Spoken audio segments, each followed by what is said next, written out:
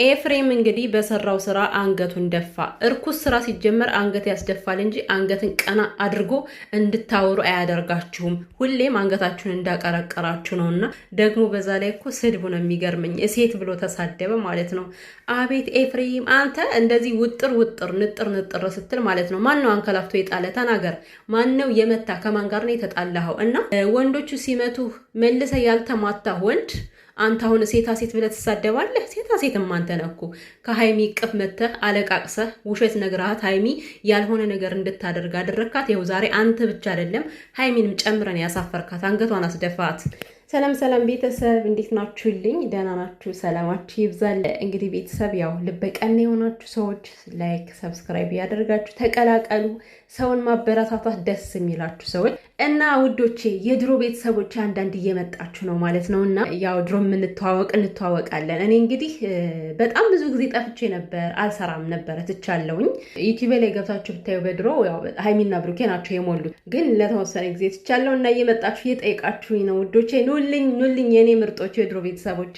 በነገራችን ላይ ቤተሰብ ያው እኔ ከድሮ ጀምሮ የምታውቁኝ ሰዎች እንዲህ ወልመጥ እንዲህ የምል ሰው አይደለሁም እና ሀቅ ስለምናገር ብዙ ሰዎች አልመቻቸውም። ለዛ በቃ ብዙ ነገሮች ደብረውኝ ትቼ ነበር፣ ግን አሁን ተመልሻለሁ ቤተሰብ። ተናንቀን እንሄዳለን እና በመጀመሪያ ማለት ነው ቤተሰብ ከዛሬ ቪዲዮ የደበረኝ ኤፍሬም ማን ነበረ? ፍፄ ነው ማለት ፍፄ ጉዳዩ የብሩኬ ሆኖ እያለ የእሱ ጉዳይ ነው የመሰለው። አንተ ነው የባስከው ፍፄ። እንደዚህ በማድረግ ነገሮችን ልታበርዳቸው አትችልም። እውነት የድሮ ፍፄ ስለተመለሰ ያጠፍቶ የነበረው ፍፄ ስለተመለሰ በጣም ደስ ብሎኛል። ከብሩኬ ጎን የሚቆመው ፍፄ ስለመጣ አብረህ መሄድ መልካም ነው። ምናልባት ቢጣሉ ማገላገል የሚባል ነገር ስላለ፣ ነገር ግን አንተ ከዛ ጋር እንደዛ ከሱ ጋር መከራከር ከሱ ጋር መጣላት ይሄ አስፈላጊ ነገር አይደለም። ሃይሚና ብሩኬ እሳት ናቸው ብለን ብናስብ ዳር ያለው ሰው ነው ሊያበርዳቸው ሊያቀዘቅዛቸው የሚችለው አይደለ? ስለዚህ እናንተ አብራችሁ ከተቀጣጠላችሁማ ከዳር ያላችሁት እነሱስ እንዴት በረዱ? ከዛ በተረፈ እንግዲህ ዛሬ ኤፍሬም አፈረ። እኔ ስላፈረ በጣም ነው ደስ ያለኝ። ሲጀመር ጠላት ማፈር አለበት። ብሩኬና ኤፍሬም ጠላት የሚሆኑ ሰዎች አልነበሩም። እሱ ግን ምቀኛ ስለሆነ ይኸው ጠላት ሆኖ ተነሳባቸው ማለት ነው። እንኳን ከብሩኬ ላይ ከሃይሚም ላይ እኮ ነው ጠላት ሆኖ የተነሳውና ምክንያቱም ደስታዋን ማስመለስ በዚህ መንገድ አይደለም። እህቴ እየተሰቃየች ነው፣ እህቴ እያለቀሰች ነው ስትል አልነበረ? አሁን ብሩኬ ያደረገው ሳይሆን አንተ ያደረግከው ነገር ነው አንገቷን ሊያስደፋት የቻለው። አየህ አይደለ? እሷ አንተን አምና ሄዳ ብሩኬን በጥፊ መታች።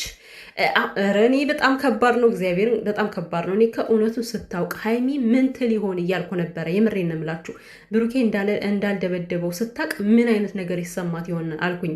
እና አሁን ቅድም በጣም ግራን የተጋባችሁ እነሱን ተያዝ ኤፍሬምን ታዋራ ወለልን ያለችው ከመካከል ላይ ሃይሚ ይሄ ነገር ትምህርት ይሆንሻል ብዬ አስባለሁ። ለወደፊትም ነገሮችን ቸኩለሽ ማድረግ እንደሌለብሽ ትማሪያለሽ።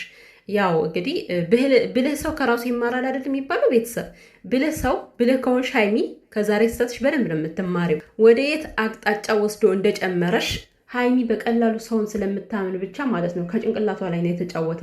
አንተ ግን ምን አይነት ደፋር ሰው ነህ? እንዴት ብደፍር ነው?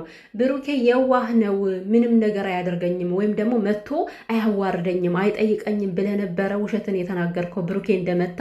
አቤት ያለ ማፈር። አንተ ወንድ ነህ ምናምን ብለህ የምትናገረው ደግሞ ማለት ነው። አንተ ወንድ ነበርክ እኮ፣ ግን ደግሞ ሲመቱ መተህ ከሃይሚ ፊት ነው ያለቃቀስከው እና እንደ ወንድ እንኳን ብድርን አልመለስክም። የሆነ ትንሽ እንኳን አልተከራከርክም። እና ወንድ ያልሆነ ሰው ደግሞ ወንድ ነህ ወይ ብሎ አይሳደብም። ኤፍሬም ሴት ነህ እንዴ?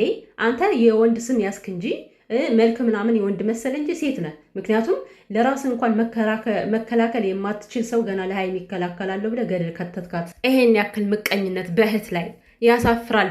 በጣም ያሳፍራል። ኤፍሬም ወራዳ ሰው ሲጀመር ወራዳ ነገር ነው የሚሰራው። እንግዲህ ብሩኬ አያደርግም ብለን ነበር ስንከራከረው የነበረ። እኔ እኮ ብሩኬ ያው የተወሰነ ሰው ብሩኬን እንደፈለገ ያደርገዋል እንጂ አብዛኛውን ሰው ደግሞ ብሩኬ ያምነዋል። የምሬን ነው የምላችሁ። ብሩኬ እንደዚህ አይነት ስነ ምግባር እንደሌለው እንደማይደባደብ በደንብ ነበረ የሚያምኑት። እምነታችን በቦታው ስለተገኘ ደስ ብሎኛል። ምክንያቱም በደንብ ነበር የምናምነው እንደማያደርገው። ሊሳደብ ይችላል፣ ብዙ ነገሮችን ሊጨቃጨቁ ይችላሉ። እንደዚህ ግን እንክትክት አድርጎ አይጥለውም። እንደገና ደግሞ ብሩኬ ሲማታ ይውላችሁ ፊት ለፊት ነው ይዞ ነው፣ በቦክስ እኮ ነው። ብሩኬ ደግሞ ሲማታ እጅ ላይ ምናምን አይደለም አፍ ላይ ነው የሚማታው። ብዙ ጊዜ አይታችሁ ከሆነ ወንዶችን ዳኒንም አፍንጫውን ብሎ ነው ያደማው። እንደገና ከዳኒ በፊትም ማን ነበረ በሃይሚ በኩል የመጣው ልጅ እሱን ራሱ ይዞ አፍንጫውን እንደዛ ነው ብሩኬ ሲማታ አፍንጫ እንጂ ከዚህ ከትከሻ ላይ ምን ወሰደው? አንተ ቀልማዳ ብሩኬ ጀግና ነህ። እንኳንም ሀቅህን አወጣ። ሀቅ ተደብቃ መቅረት ስለሌለባት አንተ ባላደረግከው ነገር ለምን ትወነጀላለህ? ወስላታ የሆነ ሰው ከዛው ራሱ ይወንጀል እንጂ አንተ በምንም አይነት ነገር መወንጀል ስለሌለብህ አንተ እውነቱን ስላወጣህ ጀግና ነህ ብሩኬ። ለወደፊትም ጀግና ነህ፣ ዛሬም ጀግና ነህ።